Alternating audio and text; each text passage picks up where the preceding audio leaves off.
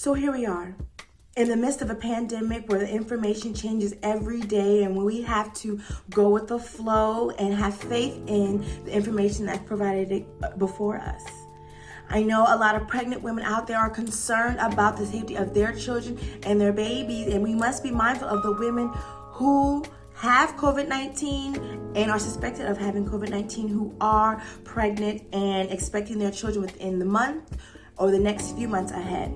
It is important, ladies, that if you are suspected of having COVID-19 or confirmed having COVID-19, that it is important that you must do a few things and know about a couple of things that you're entitled to because with COVID-19, whether it's suspected or confirmed. It is important that you know that you still have a voice and you still have a choice, that you can't be pressured into doing anything that you don't want to.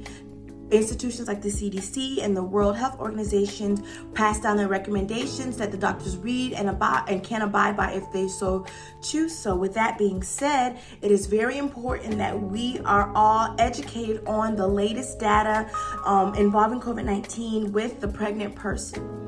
First, we'll start off with the pre-hospitalization. According to the CDC, it is important that if you are suspected of COVID-19 or you're having the symptoms, that you call the hospital in advance and let them know that you are coming and that it is time that you'll be going there, so that they can properly prepare you for the room, and the hospital, and your child for the safe delivery. Also, it is important that you know that you are to be priority tested, you and your infant, and that you have a right through this all, whether you want to remain, whether you want your child to remain with you or not. There are suggestions within the CDC that suggest separation from the mother if the baby is positive, and to separate the child from other healthy babies. However, you have the choice whether you want to continue the separation or have this child 6 feet away from you or directly with you. Now, if you're a mother who tests positive for COVID-19, you have to go through the safety precautions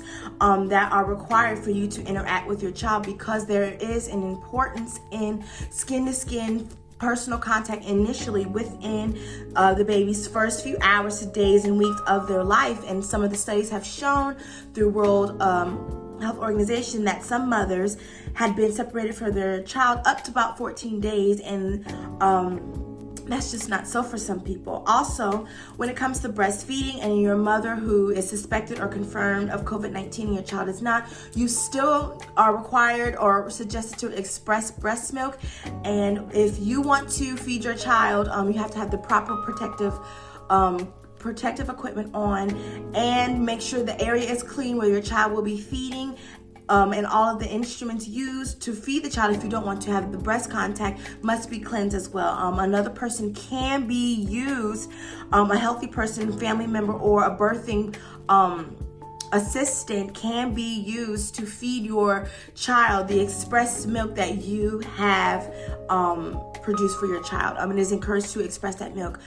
There are no conclusive evidence that COVID-19 can be passed through the vaginal canal and or breast milk. It is suggested that if there is any contact required, desired more so for the mother and her child, the mother has to have proper PPE so that she can interact with her child. Also, during delivery, the room is set up in a specific manner where people coming in are protected and people coming out are protected, and that child is protected and is separated from other healthy children who are not suspected of COVID-19 and are not confirmed. However, this may be a problem for some because some mothers want to be to their children, and so there is a form created by evidence-based birth that you can bring to your doctor and your medical facilities and letting them know, like, I do not consent of separating my child from me.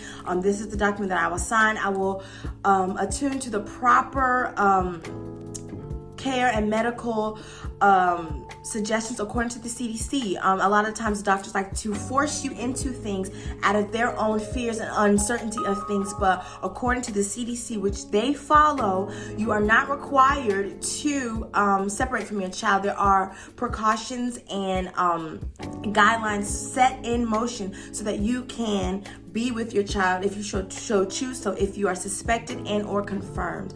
Also, babies who are confirmed or suspected of COVID-19 and who are born to suspected or confirmed COVID-19 peoples are priority tested and should be isolated in a manner, whether it be near their mother, where they are not affected or where their conditions can be monitored and controlled.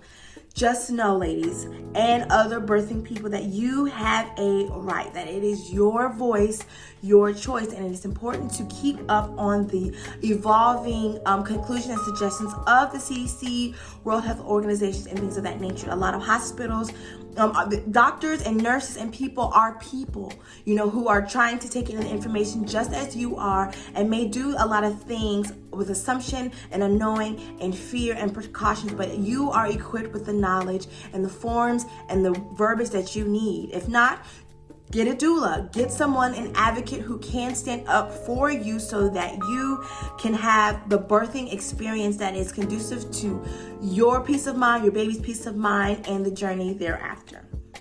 Again, I am Kashia Knight with Black Birth Rising. Please follow, subscribe for more information. Stay woke.